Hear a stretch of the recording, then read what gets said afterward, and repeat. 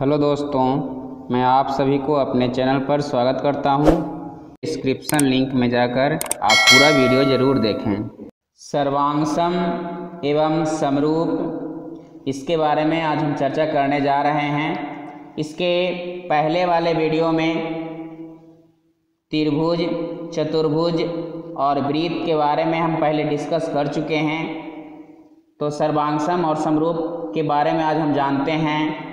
सर्वांग सम क्या है? तो सर्व का मतलब सभी होता है, अंग का मतलब अंग, सम का मतलब बराबर। तो सर्वांग सम का अर्थ है जो सभी अंग से बराबर हो, समान हो।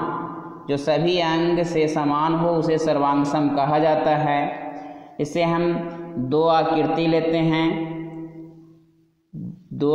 लेते हैं और दोनों में हम क्या करते हैं कि देखते हैं कि इसके ये भुजा इसके बराबर है, ये भुजा इसके बराबर है और ये भुजा इसके बराबर है।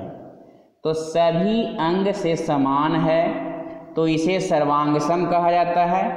तो इसको हम परिभाषा के रूप में देखें तो दो आकृतियाँ जिसका आकार और माप दोनों समान हो उसे सर्वांग सम कहा जाता है।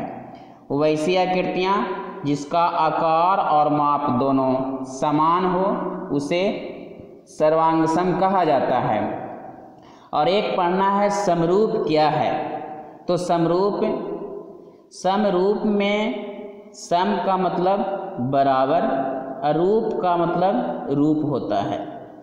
तो सम जिसका बराबर रूप हो, जिसका समान रूप हो उसे समरूप कहा जाता है। इसमें छोटा बड़ा हो सकता है। जैसे हम त्रिभुज ही बना लें तो एक छोटा एक बड़ा, तो रूप एक जैसा। अभी दोनों समबाहु त्रिभुज यदि है तो दोनों का रूप एक जैसा है। यदि हम वृत्त बना लें और एक और वृत्त बना लें तो दोनों का रूप एक जैसा है, दोनों का रूप एक जैसा है। तो इसीलिए सभी समबाहु त्रिभुज समरूप होते हैं, सभी वृत्त समरूप होते हैं, सभी वर्ग जितने भी वर्ग हैं वो सभी समरूप होते हैं। तो समरूप क्या है? तो जिसका रूप एक जैसा हो, एक समान हो उसे समरूप कहा जाता है। लेकिन सर्वांग सम जिसका आकार और माप दोनों समान हो, एक ही जैसा हो उसे सर्वांग सम कहा जाता है, जो सभी अंग से बराबर हो। इस कारण से कहा जाता है कि जितने भी सर्वांग सम हैं सभी सर्वांग सम आकृतियाँ समरूप भी होती है। जो सर्वांग सम है वो समरूप होता है। अब सर्वांग सम में हम दो फिगर बना लें और इसको देखें, इसका अंग बराबर है, इसके सभी अंग बराबर हैं, समान हैं, तो इस कारण से ये सर्वांग सम हैं। ये कोण भी अगर बराबर ये कर दिया जाए तो सभी अंग से समान है, इसलिए सर्वांग सम है। लेकिन सभी सर्वांग सम आकृतियाँ समरूप होती है। अब हम उदाहरण समरूप का एक लेते हैं, एक समरूप बनाते हैं। समरूप में छोटा बड़ा आकृति हो सकता है। तो छोटा बड़ा आकृति हो सकता है, ये दोनों समबाहु त्रिभुज हम लेके चल रहे हैं तो दोनों समबाहु त्रिभुज समरूप हैं। ये दोनों समरूप हैं, लेकिन ये दोनों त्रिभुज सर्वांग सम नहीं हैं, क्योंकि सभी अंग से बराबर नहीं हैं। तो इसीलिए कहा जाता है सभी सर्वांग सम आकृतियाँ समरूप भी होती है, लेकिन सभी समरूप आकृतियाँ सर्वांग सम नहीं होती है।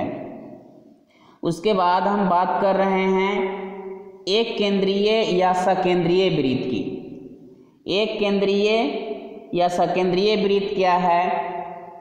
तो एक से अधिक हम वृत्त बनाते हैं जिसका केंद्र एक ही हो।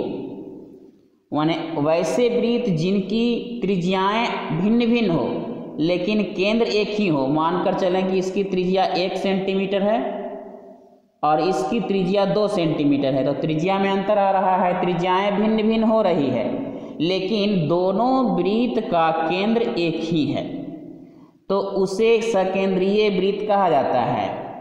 वैसे वृत्त जिनकी त्रिज्याएं भिन्न भिन्न हो लेकिन केंद्र एक ही हो उसे सकेंद्रीय वृत्त कहा जाता है। अब हम उदाहरण दूसरा देखते हैं, त्रिभुज का परिवृत्त। परिवृत्त क्या है?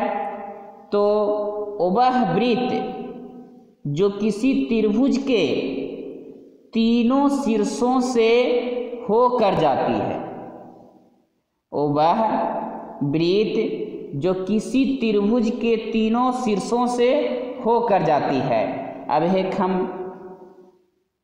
फिगर बना लेते हैं त्रिभुज का, और ये 3 गो शीर्ष दिया हुआ है और तीनों शीर्षों को मिलाते हुए एक हम वृत्त खींचते हैं, तो इसे परिवृत्त कहा जाता है। वह वृत्त जो किसी त्रिभुज के तीनों शीर्षों से होकर जाती है वो त्रिभुज का परिवृत्त कहलाता है। ये त्रिभुज का अंतःवृत्त है। त्रिभुज का परिवृत्त किसे कहते हैं? वह वृत्त जो किसी त्रिभुज के तीनों शीर्षों से होकर जाती है। ये 3 गो शीर्ष हैं, तीनों शीर्षों से होकर जाएगी तो ये परिवृत्त कहलाएगा या त्रिभुज के बाहर वृत्त कहलाएगा। अब हम बात करते हैं अंतःवृत्त की। तो अंतःवृत्त क्या है? त्रिभुज का अंतःवृत्त वह वृत्त जो किसी त्रिभुज के अंदर उसकी तीनों भुजाओं को स्पर्श करता है। इसमें त्रिभुज की 3 गो जो भुजाएं दिया हुआ है, ये तीनों भुजाओं को यह वृत्त स्पर्श कर रहा है। इस कारण से हम इसे अंतःवृत्त कहते हैं। तो वह वृत्त जो किसी त्रिभुज के अंदर उसकी तीनों भुजाओं को स्पर्श करते हुए जाती है उसे त्रिभुज का अंतःवृत्त कहा जाता है। उसे त्रिभुज का अंतःवृत्त कहा जाता है। बेसिक कॉन्सेप्ट ज्योमेट्री के इसके बारे में हम चर्चा कर रहे हैं। उसके बाद त्रिभुज, समांतर चतुर्भुज, समचतुर्भुज, वृत्त के प्रमेय के बारे में भी आगे आने वाले वीडियो में हम चर्चा करेंगे। Thanks for watching, all the best.